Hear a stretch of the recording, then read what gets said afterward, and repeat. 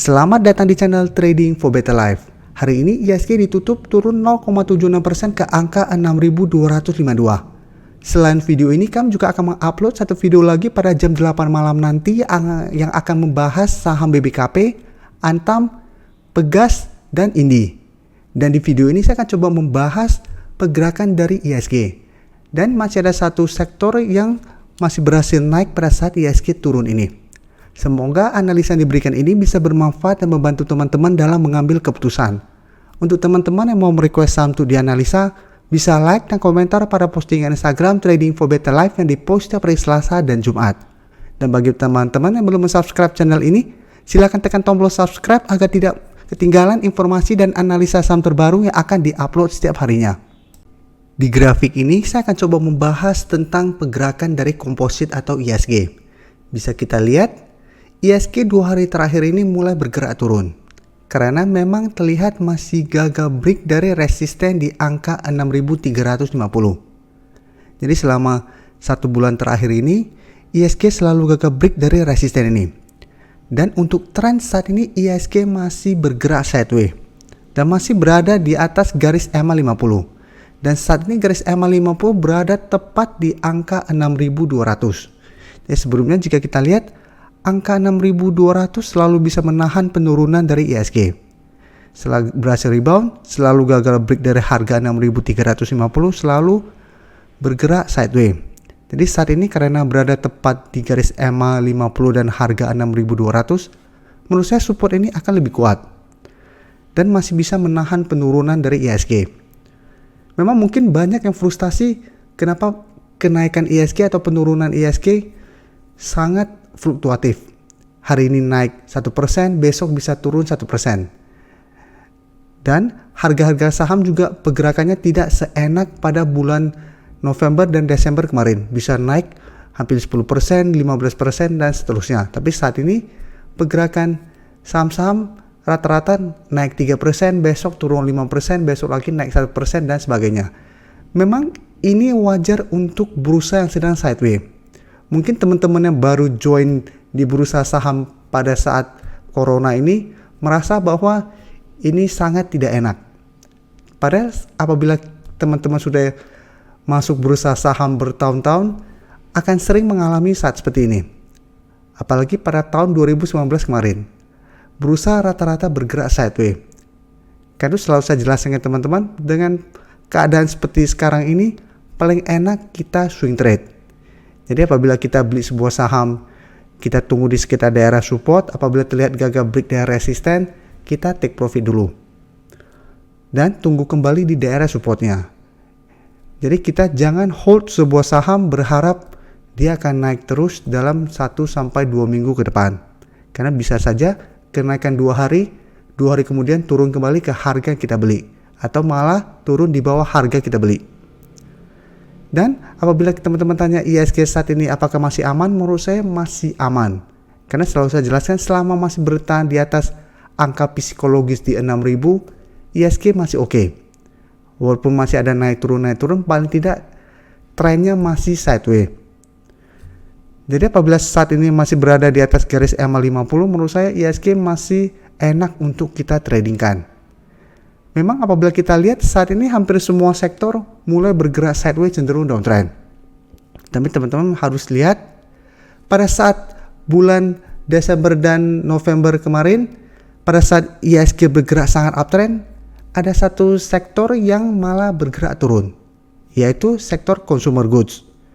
Dan sekarang kita lihat pada saat IHSG sudah mulai melemah, saham-saham yang sebelumnya naik tinggi seperti saham-saham komoditas, saham-saham properti, perbankan saat ini sudah mulai bergerak turun. Sedangkan saham-saham consumer goods yang sebelumnya terus bergerak turun saat ini mulai bergerak naik.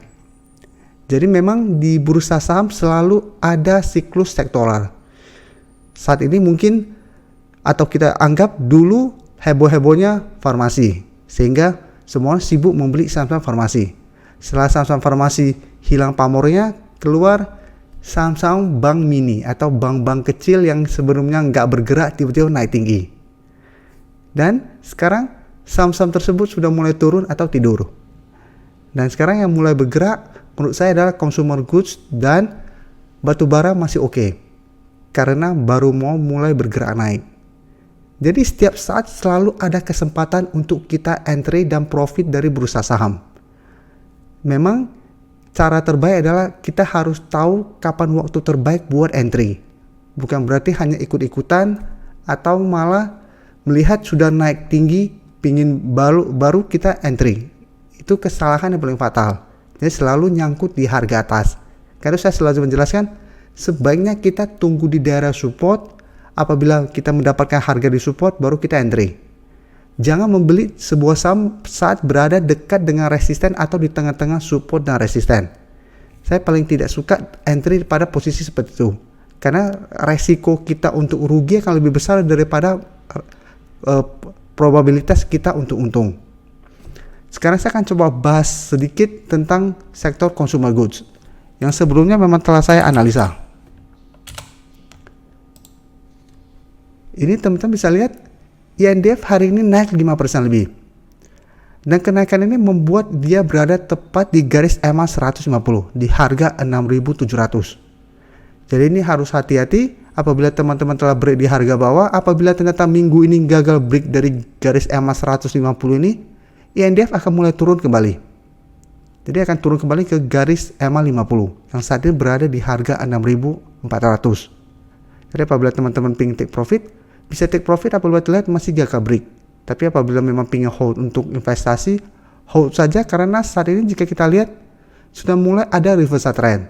Dari sebelumnya downtrend, saat ini mulai mengarah ke atas. Tapi untuk bisa kita bilang uptrend harus break dari garis EMA 150 ini.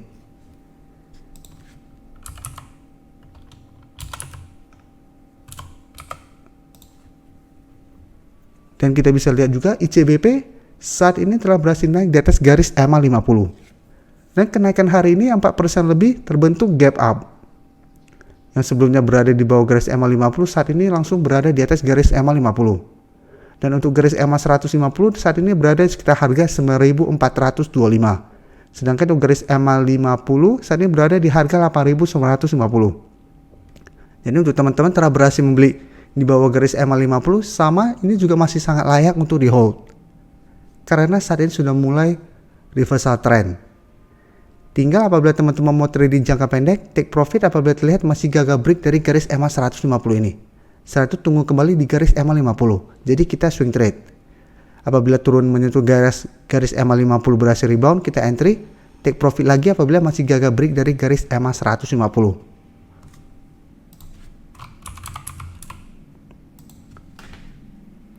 UMVR juga bisa kita lihat, walaupun kenaikan UMVR tidak setinggi atau tidak secepat ICBP dan INDF, paling tidak saat ini INDF sudah mulai bergerak sideways. Jadi yang sebelumnya bergerak sangat downtrend, dalam 1 minggu terakhir ini atau 2 minggu terakhir ini, trendnya sudah mulai sideways. Dan terlihat memang masih berusaha untuk naik di atas harga 6.800 yang merupakan resisten saat ini. Selain itu masih ada resisten di EMA 50 yang berada di harga 6.950. Jadi memang masih ada 2 resisten yang bisa menahan kenaikan dari UMVR. Tapi apabila kita lihat sektor consumer goods saat ini sudah mulai naik, saham UMVR juga masih layak untuk kita amati. Karena masih ada potensi untuk minimal ke garis EMA 50.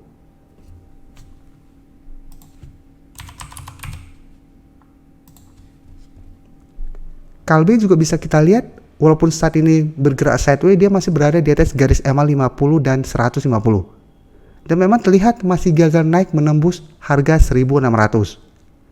Jadi dalam 1 bulan terakhir ini, beberapa kali berusaha naik di atas harga 1.600 masih gagal break. Dan hari ini sempat turun menyentuh garis EMA 50. Jadi untuk EMA 50 saat ini berada di harga 1.550. Sedangkan untuk garis EMA 150 di harga 1.525. Dan selalu saya jelaskan untuk saham Kalbe ini, support sangat kuatnya di harga 1.450. Jadi apabila bisa dapat di sekitar harga ini atau selama masih bertahan di atas harga 1.450, saham Kalbe masih sangat layak untuk di hold. Dan apabila berhasil break dari garis EMA, dari garis resisten di 1.600 ini, maka target berikutnya di harga 1.700. Oke, sekarang kita lihat untuk data broker summary-nya. Untuk KALBE bisa kita lihat asing sampai saat ini masih terus masuk melakukan akumulasi. Jadi ini yang membuat kita tenang karena asing masih terus masuk melakukan akumulasi walaupun pergerakannya masih sideways. Dan hari ini bisa kita lihat bandar masih masuk dengan jumlah yang sangat besar. Jadi dari data yang kita dapat ini, KALBE masih bisa teman-teman masukkan ke watchlist.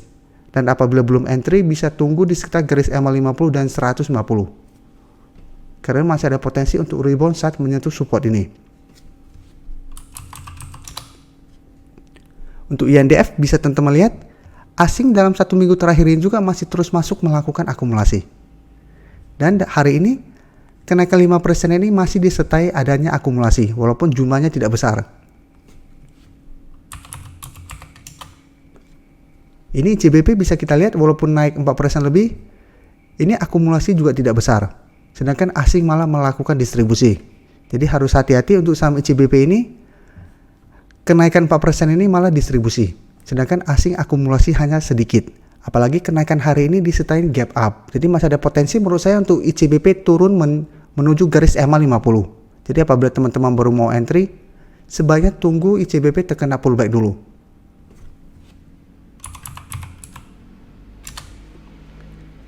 Dan UMVR bisa kita lihat walaupun saat ini masih bergerak sideways dan berada di bawah garis EMA 50, bisa kita lihat asing dalam 1 minggu terakhir ini masih terus masuk melakukan akumulasi.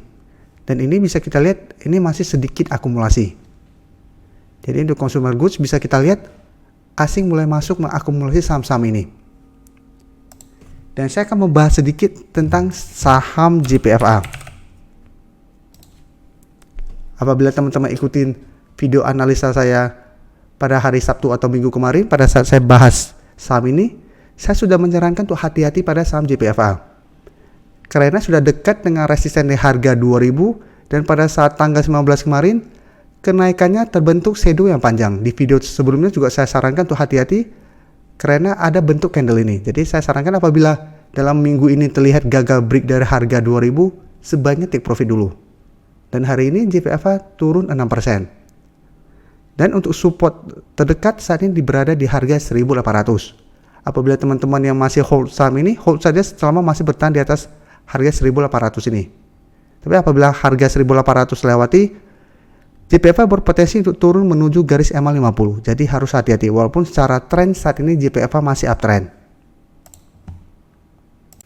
Terima kasih telah menonton video ini. Like dan share video ini bila bermanfaat bagi teman-teman dan support channel ini dengan cara tekan tombol subscribe agar channel ini bisa makin berkembang dan bisa membantu lebih banyak orang lagi. Terima kasih.